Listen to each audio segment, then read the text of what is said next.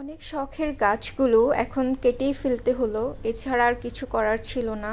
খুব খারাপ লাগছিল যদিও, বাট হচ্ছে এগুলাতে ফল আসার কোনো পসিবিলিটি নেই। এগুলাতে যথেষ্ট টাইম স্পেন্ড করা হয়েছে, অনেক পরিচর্যাও করা হয়েছে, এগুলো বেশ লম্বাও হয়েছিল এবং এগুলোর বয়স না হলেও 3 মাস 4 মাসের মতো হবে, কিন্তু কোনো রকম ফুল ফলে দেখা দিচ্ছিল না। তো যেহেতু এগুলা লেবু গাছের সাথে ছিল, লেবু গাছেও ফল ধরছে না, এগুলো সব শক্তি শুষে নিচ্ছে আর কি। সেজন্যই এক প্রকার কষ্ট পেয়ে কেটে ফেললাম, রাগ হয়ে যে কেন এত কষ্ট করলাম তাও কোনো ফল আসলো না।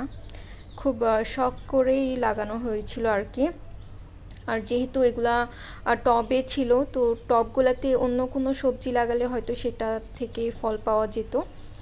তো যেহেতু টবগুলো আটকে আছে সেজন্য আর কি। আর এখানে তো অনেক স্পেশাস প্লেস নাই, থাকলে অবশ্য এগুলাকে রেখে দেওয়া হতো। এগুলা কিছু না করুক, বাট অক্সিজেন তো সরবরাহ করছে, কিন্তু জায়গা স্বল্পতার কারণে এখন কিছু করার নাই। আসলে দিন শেষে এটাই বাস্তবতা, যে তুমি কোনো কাজে আসবা না তো তোমাকে কেউই কদর করবে না। তো খুব কষ্ট